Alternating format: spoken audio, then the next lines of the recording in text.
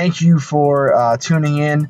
I wanted to say that I'm going to keep this short and sweet. We got a really, really cool and informative video today for you. I decided to turn this into a video log. As you might know, I run a site called The Epic Office, and I drop ship from them. And I want to track the progress, basically, of the site as we move it towards profitability and help all of you out there not make the mistakes that I'm going to make. Okay, so getting into it. So the really interesting thing that happened since last Friday when I posted up my other video, and I highly recommend checking it out, the 5 things that you need to know before starting and getting involved into drop shipping. The real deal, the real story. We want to be fully transparent with you. So anyway, I got banned from Pinterest. I know, it's crazy. I talked about in last video how we need to use multiple channels of marketing, and you should start out with maybe just one to get your feet wet and get the feel of it. Nope, going back on that altogether now. So just jumping right into the story, I went to log into my account on Friday, and I got this. Your account has been suspended. We sent you an email with more info. So how do we get to this? So as far as I know, guys, I didn't do anything that was that would have caused this. Basically, so far with the account, if you've been following me, we created our drop shipping site through Shopify. I started off with Pinterest. I pinned a few of my top selling, most popular, most trending products on Pinterest, and spent a little bit of money, call it $100 on advertising for 2 pins. And had some success, was generating a lot of traffic. Went to log in and this happened. So let's talk about what happened next. So it says here that I should be getting an email, and I never got that email. But luckily, Pinterest is very great with their support, which is second to none from what I can tell right now compared to some of its competitors like Facebook and Instagram. So I hit them up, and they're investigating right now and getting back to me. But what I wanted to do on this video is speculate why this might have happened. I have some ideas around what I think happened here, and to talk about the importance of just working with these sites and being compliant with some of their rules. So just hopping into it here. So what I think happened under further investigation, looking into their community guidelines section, is there's 3 things that I think it potentially could be. So we want Pinterest to be a high quality and useful. So we prioritize things that are actionable and provide consistent, enriching experiences. All right, so let's talk about that for a second. Original posts, original pins.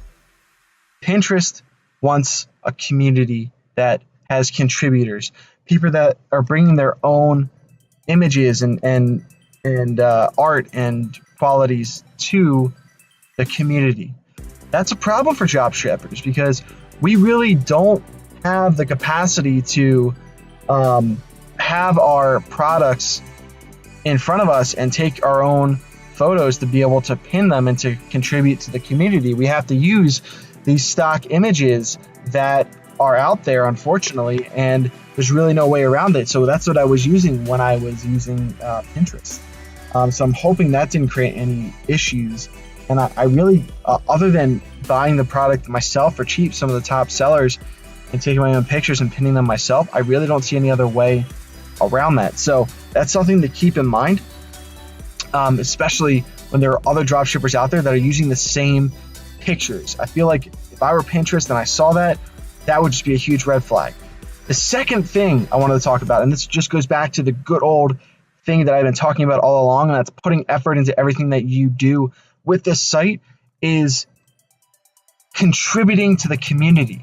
One thing I didn't do, which I should have done, is I just set up my page and I didn't try to attract any followers or follow anybody else. I didn't add to the community. I didn't add anything other than, bringing my products to the table. But Pinterest wants people that are going to contribute, that are going to come in and interact and help build and add value to their community. And that's how you get value back by putting value in. So that could be the other reason I literally didn't try to follow anybody or try to even attract followers of my own. I simply just did paid advertising. So something to think about when getting involved in Pinterest. And the third thing, I was reading actually down below here. I wouldn't call it an off-domain redirect, but I was using a few pictures that I liked better that were connected to links on my website for similar products. I can't explain it any better than that. It wasn't misleading. It wasn't non-transparent. It just was a better quality photo of a different product, different but similar, not the exact, SKU or like item ID number, so to speak, but still looks pretty much identical. There was just a better quality picture available for that one. And I was using one of those with a link back to the actual product. And I think that might have created issues. So those are the three things that I'm speculating that could have happened. Guys, the moral of the story with this one, and we'll end it coming up here, is, hey, Big Brother is always watching with these sites, and they take these things very seriously. It was a huge setback for me to have them suspend my account going into Memorial Day weekend, which is a big shopping weekend for everybody, for e-commerce, just commerce in general. And it's going to cause me to rethink things and do things a little differently. And as soon as I hear back from Pinterest on the actual reason that my account was not only shut down, but they didn't even send me an email on an explanation of why, as soon as I get that, I'm going to update the video log and get back to you. That's it, guys. Please like and subscribe if you feel you got something out of this video.